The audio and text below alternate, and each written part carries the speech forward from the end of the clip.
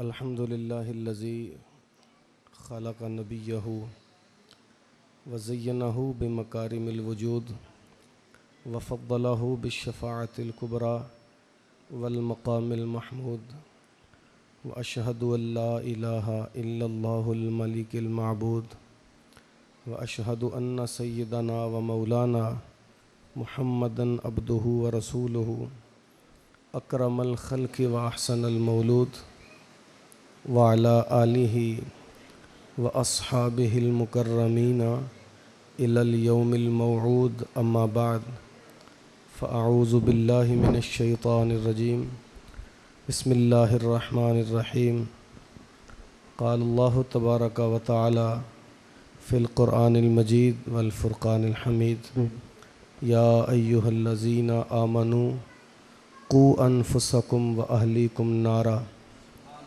قال النبی صلی اللہ علیہ وسلم الا وکلکم راع وکلکم مسئول عن رعیتہ فالامام الذی علی الناس راع وہو مسئول عن رعیتہ والرجل راع علی اہل بیتہ وہو مسئول عنہ والمرأة راعیۃ علی اہل بیت زوجہا وولدہ وہی مسئولۃ عنہم وعبد الرجل راع علی مال سیدہ وہو مسئول عنہ الا وکلکم راع وکلکم مسئول عن رعیتہ او کما قال علیہ السلام صدق اللہ وصدق رسولہ النبی الکریم الامین الرؤوف الرحیم ونحن علی ذلک من الشاہدین والشاکرین والحمد للہ رب العالمین ان اللہ وملائکتہ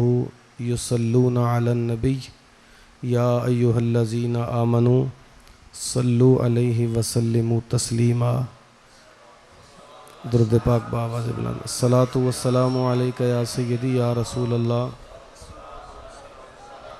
وعلی آلک واصحابک یا حبیب اللہ الصلاۃ والسلام علیک یا خاتم النبیین وعلی آلک واصحابک یا امام الانبیاء والمرسلین زرحمت کن نظر برحال زارم یا رسول اللہ غریبم بے نوائم خاک سارم یا رسول اللہ یا رسول اللہ انظر حالنا یا حبیب اللہ اسمع قالنا اننا فی بحر غم مغرق خذ یدی سہل لنا اشقالنا یا صاحب الجمال و یا سید البشر من وجہک المنیر لقد نور القمر لا يمکن الثناء کما کان حقہ بعد از خدا بزرگ توئی قصہ مختصر حمد و صلاۃ تعریف و توصیف اللہ جل وعلا کے لیے جو تمام جہانوں کا پالن ہار ہے، حضور نبی رحمت شفیع معظم رسول محتشم احمد مجتبیٰ حضرت محمد مصطفیٰ علیہ تحیت و ثنا کی بارگاہ بے کس پناہ میں اپنی عقیدتوں، ارادتوں اور محبتوں کا نیاز پیش کرنے کے بعد میرے نہایت واجب الاحترام ذوی الاحتشام برادران اسلام، علماء کرام اور مسند صدارت پہ جلوہ گر مقتدر علماء قبلہ مفتی صاحب، السلام علیکم ورحمۃ اللہ وبرکاتہ۔ گفتگو کے آغاز سے قبل میں انتہائی محبت سے آپ لوگوں کے سامنے قبلہ ڈاکٹر صاحب ان کا پیغام ضروری سمجھتا ہوں۔ گزشتہ دنوں ڈاکٹر صاحب کو گہری بیماری کی بنا پر آپریٹ کر دیا گیا ہے۔ ان کا کافی میجر آپریشن ہوا تو بیڈ ریسٹ کی وجہ سے وہ نہ پہنچ پائے۔ ان کے حکم پہ میں آپ کی خدمت میں حاضر ہوں۔ علماء کی موجودگی میں آپ لوگوں کی پرخلوص آمین کے ساتھ میں دعا گو ہوں جو میں نے قرآن پاک کی آیت طیبہ اور حدیث پاک بخاری شریف سے آپ کے سامنے رکھی، اللہ اس کے ضمن میں میری زبان پہ کلمہ حق جاری فرمائے، جو قابل عمل باتیں ہوں اللہ ہم سب کو اس پہ عمل کر کے اپنی اخروی تیاری کی توفیق عطا فرمائے۔ وہ کیا چونکہ آج میں محسوس کر رہا ہوں کہ میں کسی علمی بارگاہ میں حاضر خدمت ہوں اور کسی عظیم شخص کی بارگاہ میں مجھے عقیدتوں کا خراج پیش کرنے کا موقع مل رہا ہے۔ نبی رحمت صلی اللہ علیہ وسلم نے فرمایا ان لوگوں کے بارے کہ من جلس عند العالم ساعتین او اکل معه لقمتین او مشى معه خطوتین او سمع منه کلمتین اعطاہ اللہ تعالی جنتین کل جنت مثل الدنیا مرتین او کما قال۔ آقا فرماتے ہیں کہ وہ بندہ جو 2 لمحے کسی اہل علم کی مجلس میں بیٹھ جائے، کسی عالم دین کی صحبت میں 2 لمحے بیٹھ جائے، او سمع منہ کلمتین یا اس عالم دین کی زبان سے 2 کلمے دین کے سماعت کر لے، او اکل معہ لقمتین یا ان کی معیت میں 2 لقمے تناول کر لے، او مشا معہ خطوتین یا ان کی راہ ان کے سنگت میں ان کے ساتھ مل کر 2 دین کی راہوں میں قدم سفر کر لے۔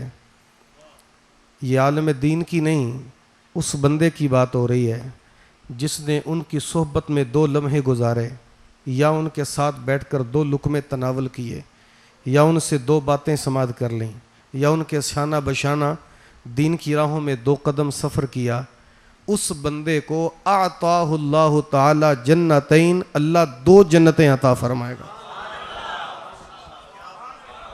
کل جنت مثل الدنیا مرتین، اور ہر ایک جنت دنیا کی دگنی مثل ہو گئی۔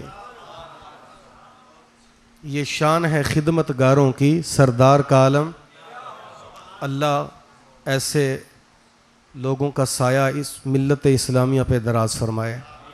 وقت کے دامن میں گنجائش کم ہے، میں جو آیت طیبہ پڑھی جس میں اللہ تعالیٰ نے اہل ایمان سے مخاطبہ کیا، یا ایہا الذین آمنو، اے ایمان والو، قوا انفسکم و اہلیکم نارا، خود بھی جہنم کی آگ سے بچ جاؤ، اپنے گھر والوں کو بھی جہنم کی آگ سے بچاؤ۔ اللہ تعالیٰ نے اس آیت طیبہ میں بندے کی اپنی ذات کے علاوہ اپنے اہل، اپنے گرد و پیش کے لوگوں کی ذمہ داری بھی اس کے کندھوں پہ سونپی ہے کہ خود بھی جہنم۔ جب آیت طیبہ نازل ہوئی تو سیدنا عمر فاروق رضی اللہ تعالی عنہ حضور کی بارگاہ میں عرض گناہ ہوئے، بندہ نواز میں خود تو جہنم سے بچ سکتا ہوں اعمال صالحہ کر کے، گھر والوں کو جہنم سے کیسے بچاؤں، سمجھ نہیں چلی۔ میرے کریم آقا صلی اللہ علیہ وسلم نے کتنا خوبصورت جواب دیا، جواب زر کے ساتھ لکھنے کے قابل ہے۔ حضور نے فرمایا تنہونہم کما نہاکم اللہ وتأمرونہم بما امر اللہ۔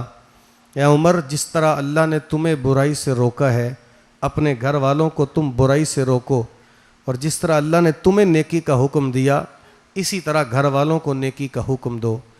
اگر وہ تمہارے کہنے پہ برائی سے باز آ جائیں، نیکی کی راہوں پہ گامزن ہو جائیں، تم خود بھی جہنم سے بچ جاؤ گے، تمہارے گھر والے بھی بچ جائیں گے۔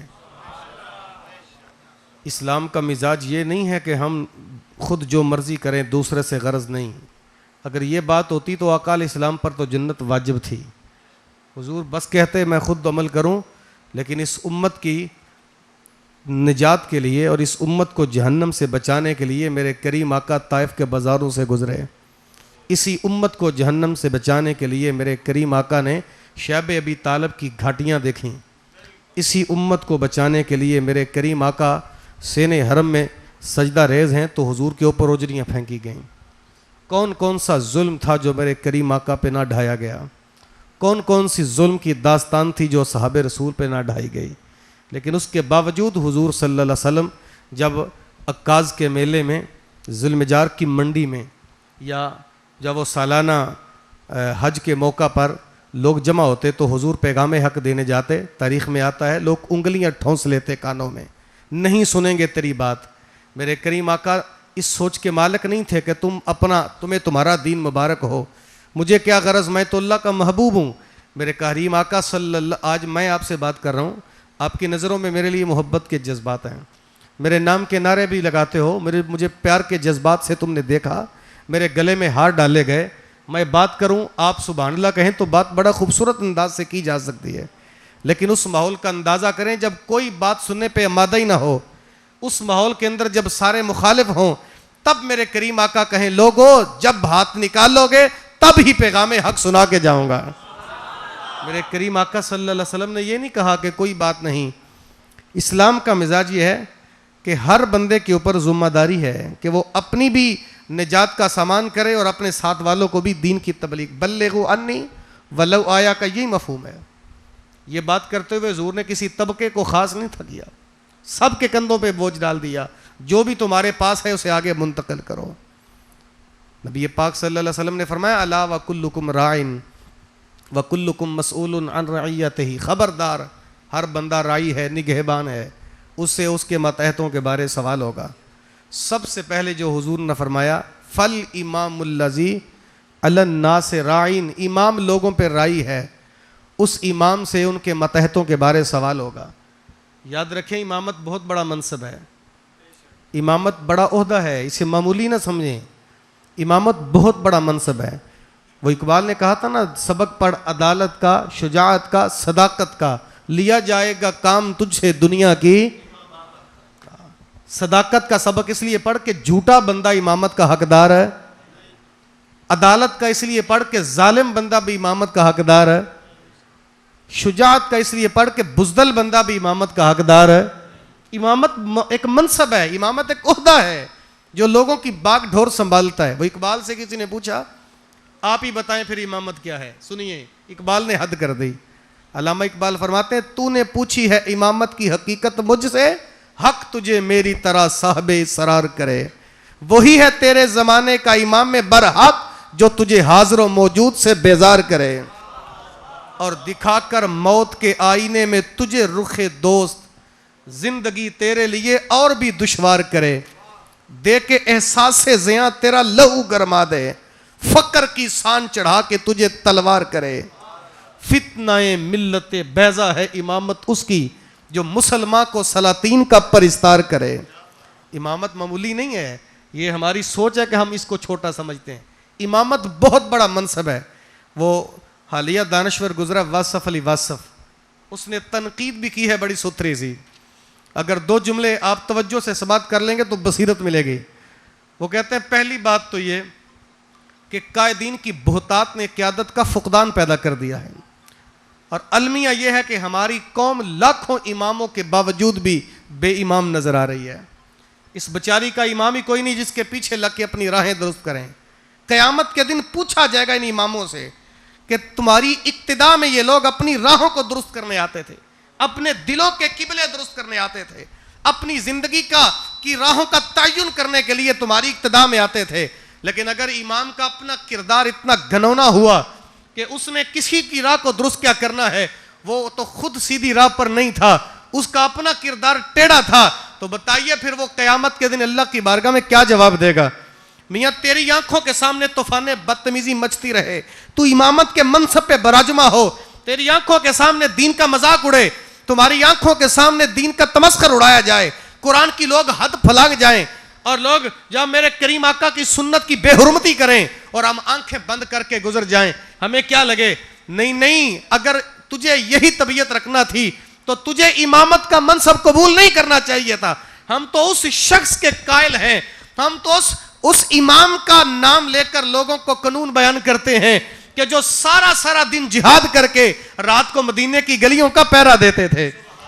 ہم اس عمر کے جانشین ہیں کہ جس کے دور حکومت میں اللہ اکبر علماء تشریف فرما ہیں, خواتین بھی مسجد میں نماز پڑھنے آتی تھیں.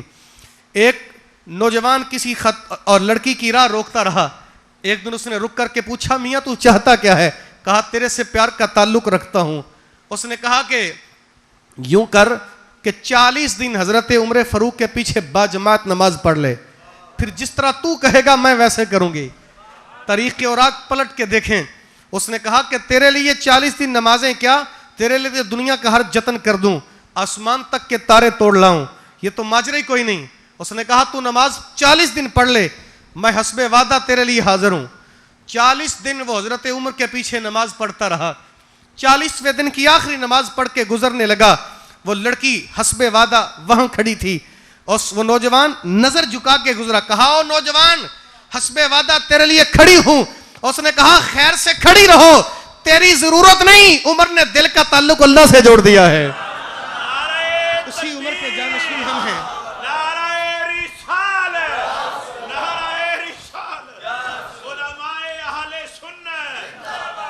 آج میں بھی اسی عمر کی جانشین بن کے مصلی پہ کھڑا ہوں۔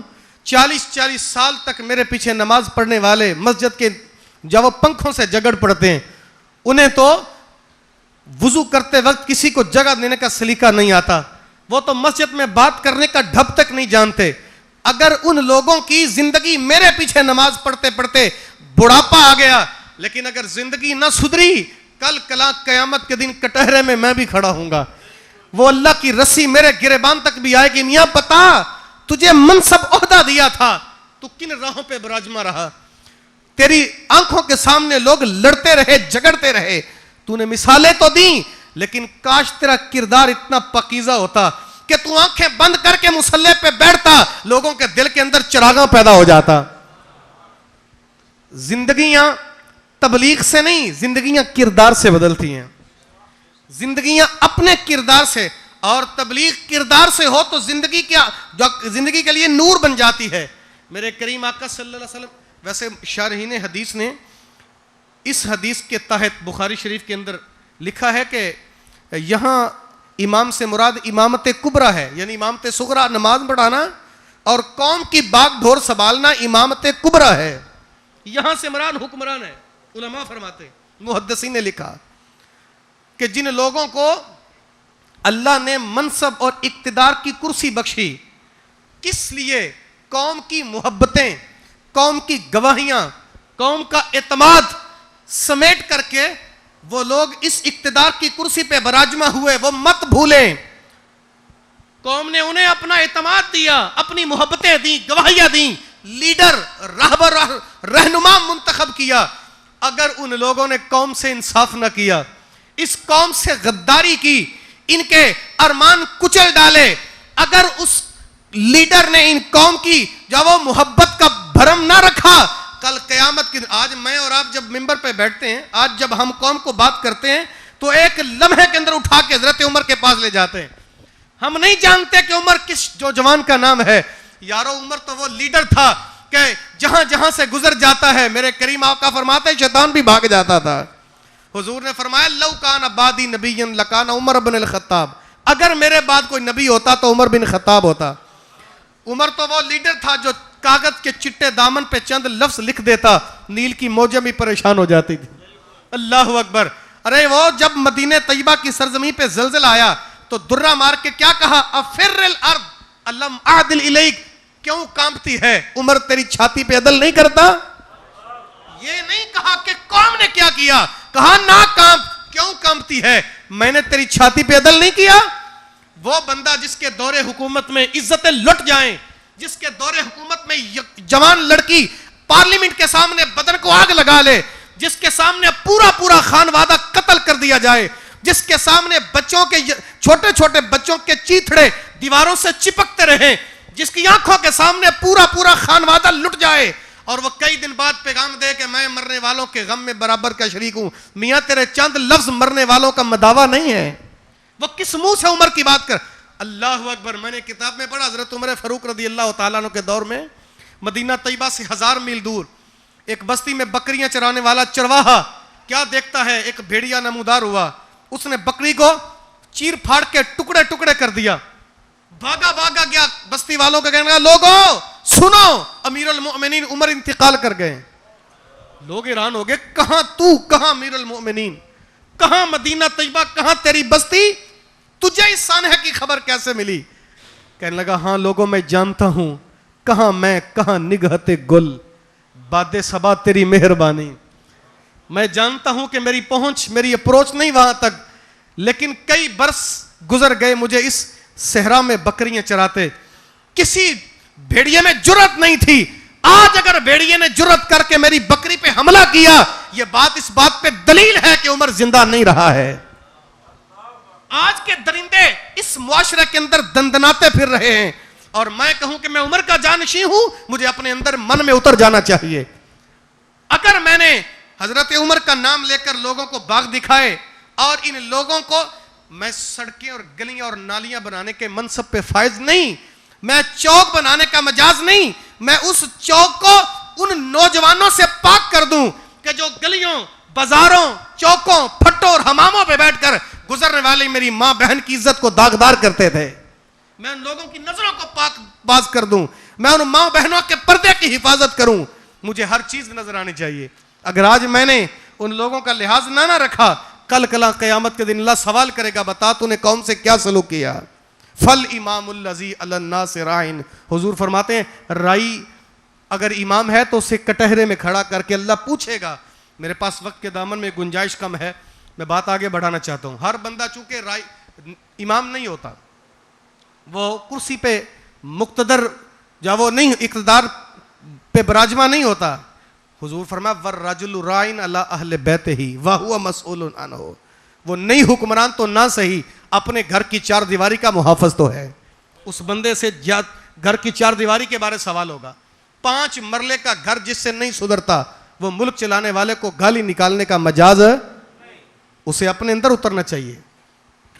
300 کلومیٹر دور جا کر میں ایک دربار میں دعا مانگتا ہوں اللہ میری قبول کر لے. 600 کلومیٹر دور جا کر میں اپنے پیر صاحب کی خدمت میں حاضر ہو کے فیض اکتساب فیض کرتا ہوں. میں یہ نہیں کہتا کہ اکتساب فیض نہ کرو، میں یہ نہیں کہتا درباروں پہ نہ جاؤ دعا مانگنے کے لیے، جاؤ اللہ والوں سے دعا کراؤ، لیکن صاحب میرے گھر میں وہ ذات موجود تھی اللہ اکبر جس کی دعا کی قبولیت کی سند میرے رسول نے جاری فرمائی ہے. باب وہ ہستی ہے، حضور فرماتے ہیں ثلاث دعوات مستجاب، 3 دعائیں اللہ رد نہیں کرتا. مظلوم کی دعا رد نہیں ہوتی، بیمار کی دعا اللہ قبول کرتا ہے، سگا باب ہاتھ اٹھائے اللہ اسے بھی خالی نہیں لوٹاتا. وہاں سے میں حاصل کیوں نہیں کرتا؟ میں اپنے استادوں کا جوتا اٹھا کے سر پہ رکھ کے فخر کرتا ہوں، اچھی بات ہے، اللہ ہم سب کو توفیق عطا فرمائے. لیکن میرے گھر میں میری ماں تھی جس کے قدموں تلے اللہ نے جنت کا وعدہ کیا ہے. میں اویس کرنی رضی اللہ تعالیٰ عنہ کا نام لے کر تو جھوم جاتا ہوں، 3 گھنٹے ان کی عظمت پہ تقریر بھی کر سکتا ہوں، لیکن میں یہ نہیں جانتا کہ اویس کرنی کون تھے. مسجد نبوی میں میرے کریم آقا نماز پڑھ کے رخ پلٹا کر کے قمیض کے بٹن کھول کے یوں حضور ٹھنڈی آہ بھرتے ہیں. صحابہ ہاتھ باندھ کے عرض کرتے ہیں بندہ نواز کیا یہ نماز کا حصہ ہے؟ فرمایا صحابہ نہیں، یہ نماز کا حصہ نہیں، مجھے ادھر سے یار کی طرف سے ٹھنڈی ہوا آتی ہے. آقا وہ کون سا یار ہے جو یار ہو کے ملنے بھی نہیں آتا؟ فارس سے سلمان آ گئے، حبش سے بلال آ گیا، اور روم سے سہیب آ گئے، کرم تو دوری کوئی نہیں ہے. میرے کریم آقا کی آنکھوں میں آنسو آ گئے. صحابہ اس کی بوڑھی اور نبینا ماں کی خدمت اسے میری بارگاہ تک نہیں آنے دیتی. میں اس ماں کی خدمت کر کے اپنی زندگی کو 4 چاند کیوں نہیں لگاتا؟ سوال کرے گا اللہ، بتا تیرے والدین تھے تو نے خدمت کی، تیرے بہن بھائی تھے تو نے کیا سلوک کیا، تجھے اولاد دی تھی تو نے کن راہوں پہ ڈالا؟ تو اپنی اولاد کے ہاتھوں بے بس ہو گیا.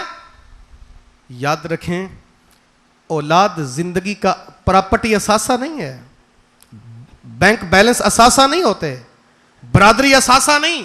بندے کی زندگی کا اثاثہ ہے تو وہ نیک اولاد ہے. یہ نیک اولاد کا کمال ہے نا. دیکھو اللہ کے نیک بندوں کو بلا کر کے اپنے والدین کی جاو یاد کو تازہ کر رہے ہیں. نیک اولاد زندگی کا اثاثہ ہے. میرے کریم آقا صلی اللہ علیہ وسلم نے ارشاد فرمایا اپنی اولادوں کو علموا اولادکم علی 3 خصال، اپنی اولادوں کو 3 چیزیں سکھاؤ. حب نبیکم، سب سے پہلے پیغمبر دو عالم صلی اللہ علیہ وسلم کی محبت دو. وحب اہل بیت ہی، اہل بیت کا پیار دو. وتلاوت القرآن، اپنی اولادوں کو قرآن کی تلاوت سکھاؤ. والدین بولے سے انداز میں کہہ دیتے ہیں ہم کیا کریں، ہمارے پاس تو وقت ہی نہیں ہوتا. میاں صبح سے شام تک مزدوری کرنے کے لیے جو بندہ گھر سے نکلتا ہے ہم بھی جانتے ہیں وقت نہیں ہے. لیکن میں چھوٹی سی بات کرتا ہوں, کیا میں اپنے گھر سے مزدوری کرنے نکلوں, میں نے سڑکوں پہ ذلیل ہوتے نشئی نہیں دیکھے, میں نے دیواروں پہ گندے ویزاں پوسٹر نہیں دیکھے, میں نے پارکوں پہ ہونے والی بے حیائی نہیں دیکھی, میں نے گلیوں چوکوں میں بیٹھے اوباش نوجوانوں کو نہیں دیکھا. میں شام کو جب گھر جاتا تو میں اپنی اولادوں کو ان زمانے کی بری چیزوں سے آگاہ کرتا, بیٹا چوک میں نہیں بیٹھنا, بیٹا بری مجلس میں نہیں بیٹھنا.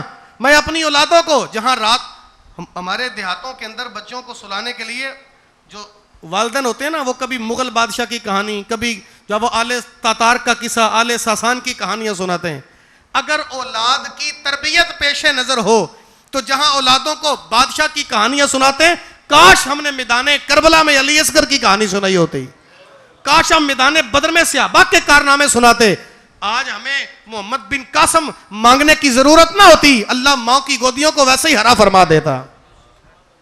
سوال کرے گا اللہ مرد سے, بتا تو نے گھر کے چار دیواری کی حفاظت کتنی کی. والمرأۃ راعیۃ علی اہل بیت زوجہا وولدہ وہی مسئولۃ عنہم. عورت سے اللہ خاوند کے گھر کی چار دیواری اور اس کی اولاد کی حفاظت کے بارے سوال کرے گا. عورت کی ذمہ داری نبی پاک صلی اللہ علیہ وسلم نے بنسبت مرد زیادہ بتائی ہے, چونکہ عورت بچے کے نفسیات سے اپنے خاوند سے زیادہ آگاہ ہوتی ہے. ماں زیادہ آگاہ ہوتی ہے نا بچے کے, عموماً اپنے گھروں سے. یہ سادی سی بات ہے, ہم اپنی بات منوانے کے لیے اپنے بچوں کو کہتے ہیں بیٹا بات سنو, یہ کام کرو تجھے ٹافی ملے گی, یہ کام کرے گا بیٹا بسکٹ ملے گا, فلاں کام کرے گا چاکلیٹ ملے گا. ماں اپنے بچے کی پسندیدہ چیز کا لالچ دے کے بات منواتی ہے. اپنی ذات اور اپنی بات اس ماں کی عظمت پہ قربان نہ جائیں. کہا بیٹا نماز پڑھا کرو, اللہ شکر دیتا ہے. شکر کا لالچ دے کر اپنی بات یا ذات نہیں منوائی, مالک کی دہلیز پہ جھکایا. تاریخ کے اوراق پلٹیں, ماں پوڑی رکھتی رہی, بیٹا نماز پڑھتا رہا. ایک دن ماں مصروف تھی, بیٹے نے مصلی بچھا لیا. اللہ اکبر, جب ماں نے دیکھا کہ بیٹا تو نماز میں ہے, اللہ اکبر, یوں ہاتھ اٹھا کے کہا بار الہ, آج میرے بیٹے کو اگر پوڑی نہ ملی تو تیری اس بندی کو جسے ذاتی لالچ نہیں تھا, کوئی ذاتی غرض اور مجھے مفاد نہیں تھا, میں اس ننھے بچے کی جبین کو تیری دہلیز میں جھکانے کے لیے کئی جتن کرتی رہی. آج اگر میرے بچے کو شکر نہ ملی, تیری بندی اس بچے کی نظروں میں رسوا ہو جائے گی.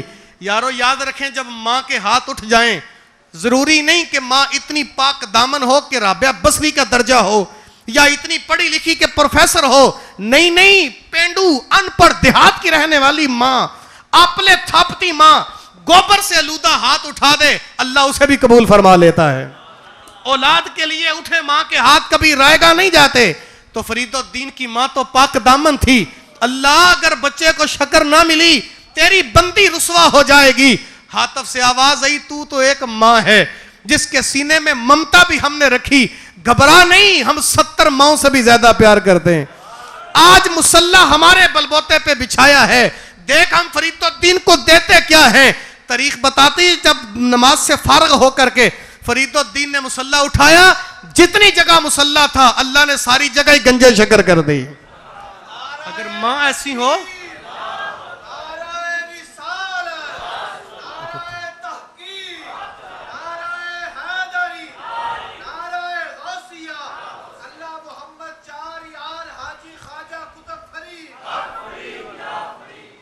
ٹائم کیا ہو گیا؟ تو اگر ماں پاک دامن ہو تو اولادیں ہمیشہ نیک ہوتی ہیں. بابا فرید الدین گنج شکر علیہ رحمہ کے پیر و مرشد, بڑا معروف نام خواجہ قطب الدین بختیار کاکی. آپ کی بات سنیں کلیجے ٹھنڈ پڑ جائے گی. چھوٹی عمر ہے, 3-4 سال کی, ماں استاد کی دہلیز پہ قرآن پڑھانے لے گئی. یہ بھی وہ خوش قسمت لوگ تھے جن کی ماں کو سب سے زیادہ قرآن کی فکر تھی. آج میں اپنی اولاد کو انگلش کی ٹیوشن کے لیے بہترین اکیڈمی, اعلیٰ ٹیوشن سنٹر, خوبصورت کالج اور بہترین یونیورسٹی کا انتخاب تو کرتا ہوں. قرآن کی تعلیم کے لیے اچھے استاد کا انتخاب ہم نہیں کرتے. ہمارے دول کا المیہ یہ ہے, میں ویسے خود بچے پڑھاتا ہوں, میں بھی ایک جامعہ چلا رہا ہوں اپنے گاؤں میں, تو میرا اپنا مزاج ہے. میں قرآن پاک میں آج بھی میں درس نظامی بھی پڑھاتا ہوں اور میں ناظرہ بھی پڑھاتا ہوں. یعنی ہم علماء تشریف فرما ہیں, ہماری مادری زبان پنجابی ہے اور قرآن پاک عربی میں ہے. آؤٹ آف لینگویج کے لیے بچے کو کم از کم 5 منٹ تو چاہیے. ایک بچے کو قرآن پڑھانے کے لیے استاد اگر 5 منٹ بھی نہیں دیتا تو وہ کیا پڑھائے گا؟ تو 5 منٹ دیں تو 12 بچے گھنٹے میں پڑھتے ہیں. تو ایک مسجد میں کم از کم 100 بچہ ہوتا ہے. تو استاد کتنے ہوتے ہیں؟ ایک. اور ٹائم آدھا گھنٹہ. بتائیں اوبولو فولو میں جوروں میں ہی پڑھائیں گے نا استاد، کیا کریں گے بیچارے؟ اور اگر 10 منٹ بچہ لیٹ ہو جائے تو ماں دروازے پہ کھڑی ہو جاتی ہے، استاد جی بچے کو چھٹی دیں. میں اپنا پریکٹیکل بتاتا ہوں. یقین کریں جس حالت میں صبح والدین بچوں کو مدرسے بھیجتے ہیں مسجد میں قرآن پڑھنے کے لیے، بچوں کی شلواروں سے بعض کا پیشاب کی بو آ رہی ہوتی ہے. کہتے ہیں مسجد میں جا کے وضو کرنا.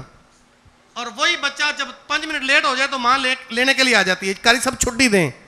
وہ گھر جاتا ہے تو ماں پہلے اسے نہلاتی ہے، پھر پاؤڈر چھڑکتی ہے، پھر تیل لگاتی ہے، پھر اس کی آنکھوں میں سرما ڈالتی ہے، پھر پینٹ پہناتی ہے، پھر شرٹ پہناتی ہے، اوپر ٹائی لگاتی ہے، پھر جرابیں چڑھا کے بوٹ پہناتی ہے، پھر اس کی مانگ نکالتی ہے. 37 جتن کر رہی ہے کہاں بھیجنے کے لیے؟ اسکول. جہاں 100 بچہ ہوگا ایک استاد نہیں 10 استاد ہوں گے، 5 گھنٹے وقت ہوگا. ہم قرآن سے کیا سلوک کر رہے ہیں؟ قرآن یاد رکھیں صاحب، قرآن ایک غیرت مند دوست ہے. قرآن ایک غیرت مند دوست ہے. جو اس سے پیار کرتا ہے قرآن اس سے پیار کرتا ہے. آج میں اور آپ قرآن پاک سے دور ہو گئے. وہ اقبال تو روتا رہا ساری زندگی. علامہ اقبال نے کہا نا، ہر کوئی مست مئے ذوق تن آسانی ہے، تم مسلمان ہو یہ انداز مسلمانی ہے. حیدری فقر ہے نئے دولت عثمانی ہے، تمہیں اسلاف سے کیا نسبت روحانی ہے. وضع میں تم نصارہ ہو تمدن میں حنود، یہ ہے مسلمان جسے دیکھ کے شرمائیں یہود. یوں تو سید بھی ہو مرزا بھی ہو افغان بھی ہو، تم سبھی کچھ ہو بتاؤ مسلمان بھی ہو. وہ معزز تھے زمانے میں مسلمان ہو کر، تم خار ہوئے ہو تار کے. قرآن کو چھوڑا تو ہمارا یہ حشر ہے.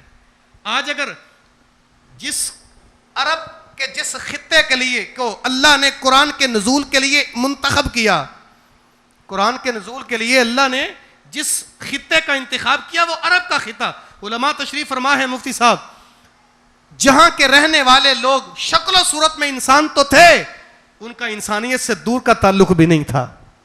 لیکن تاریخ نے دیکھا وہ بگڑا ہوا انسان، وہ عرب کے اجڑ بدو، وہ ریگستانوں میں اونٹ چرانے والے. قرآن پاک کی عظمت اور برکت تھی کہ اللہ تعالیٰ نے اسے بزم علم و دانش کا تاجدار بنا دیا تھا. پوری کائنات نے دیکھا. یارو میں اور آپ سوچیں، اگر کعبہ اللہ میں 360 بتوں کی عبادت کرنے والی قوم، جس کے دل میں اگر قرآن اسلام کی شمع فروزہ کر سکتا ہے، اگر عرب کے اجٹ بدوؤں کو، اگر ریگستانوں میں اونٹ چلانے والوں کو، جنہیں بات کرنے کا ڈھب نہیں، چلنے کا طریقہ اور سلیقہ نہیں تھا، انہیں ہمارے سروں کا تاج بنا سکتا ہے، تو کیا قرآن پاک ہمارے تصورات کے لات و حبل کو پاش نہیں کر سکتا؟ کیا ہماری زندگی کو نور نہیں کر سکتا؟ کر سکتا ہے.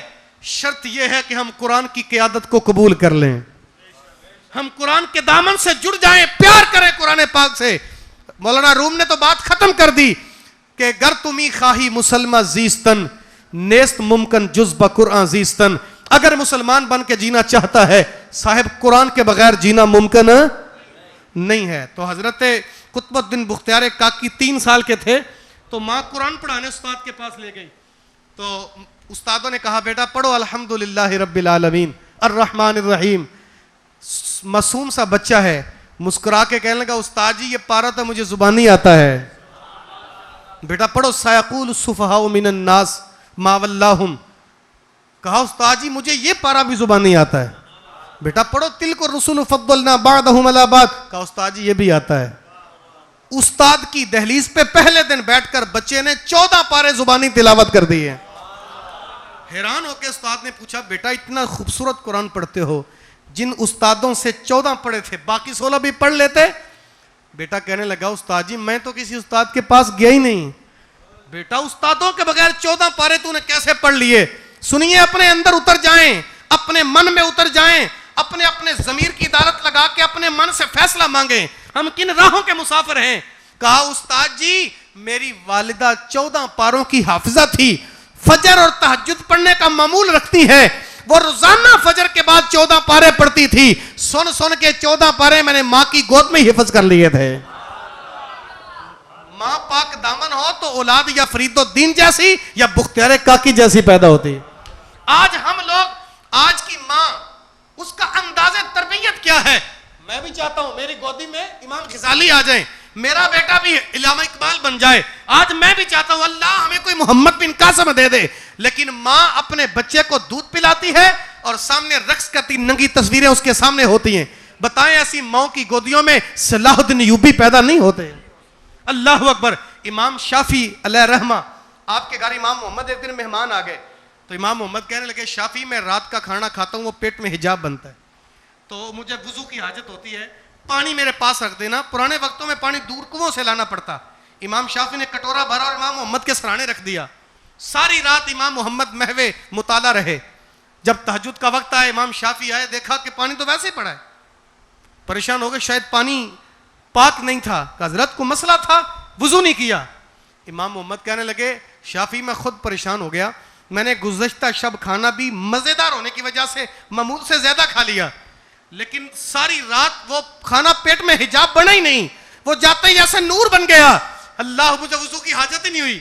امام شافعی مسکرا کے کہنے لگے حضرت میری جس بچی نے آپ کے لیے کھانا پکایا وہ جتنی دیر کھانا پکاتی رہی لبوں پہ محمد کا درود جاری رہا. والدین ایسے ہوں تو اولادیں ایسی ہوتی ہیں. آج ہم نے اپنی اولادوں کو کن راہوں پہ ڈال دیا؟ آج میں اپنی اولاد کو انجینئر, ڈاکٹر اور پائلٹ تو بنانا پسند کرتا ہوں, لیکن میں کبھی کاش اپنے سامنے حضور کی وہ حدیث رکھوں تو میں اپنی اولادوں کے ہاتھوں سے قرآن نہ اترنے دوں. میرے کریم آقا نے فرمایا کل قیامت کا دن ہوگا. اللہ اکبر. جناب آدم علیہ السلام سے لے کر جناب عیسیٰ روح اللہ علیہ السلام تک تمام انبیاء اللہ کی بارگاہ میں نجات طلبی ہوں گے. اذهبوا الی غیری کی صدا چلے گی, وہاں ہر بندہ اللہ سے نجات مانگے گا. ولی, غوث, کتب, ابدال تھر تھر کانپ رہے ہوں گے. اس میدان معاشر میں ایک مرد, ایک عورت کو اللہ اتنا بڑا تاج دے گا جس کی روشنی چاند اور سورج سے بھی زیادہ ہوگی. پڑھیں حدیث, وہ کون خوش قسمت ہوں گے؟ ڈاکٹر کا باپ, انجینئر کا باپ, پائلٹ کا باپ, دنیا دار کا باپ, بزنس مین کا باپ. نہیں, میں نہیں کہتا, کریم آقا کی زبان سے سنیں. حضور فرماتے ہیں قیامت کے دن تاج اسے ہی ملے گا جس کے لخت جگر کے سینے میں اللہ کا قرآن ہوگا. آج میں اور آپ اپنی اولادوں کو قرآن پڑھائیں. اگر ہم نے نہ پڑھایا کل جواب کیا دیں گے؟ آج میں اپنی اولادوں کی تربیت, ایک بات کر کے میں بات ختم کر دوں. سارے میں اور آپ غوث پاک کی یارویں کھاتے ساری زندگی گزار دیتے ہیں. علماء تشریف فرمائیں جب حضرت غوث پاک رضی اللہ تعالیٰ عنہ بغداد شریف علم دین کے حصول کے لیے گھر سے نکلے تو عمر 18 سال تھی. کتنی عمر تھی؟ 18 سال تک تربیت تو ماں کرتی رہی اور گھر سے جاتے لمبی تقریر نہیں سنائی. کہا بیٹا ٹگوں کے لیے جھوٹ نہیں بولنا. کیا کہا؟ ٹگوں کے لیے. آپ نے علماء سے سنا راستے میں کافر والوں نے لوٹ لیا.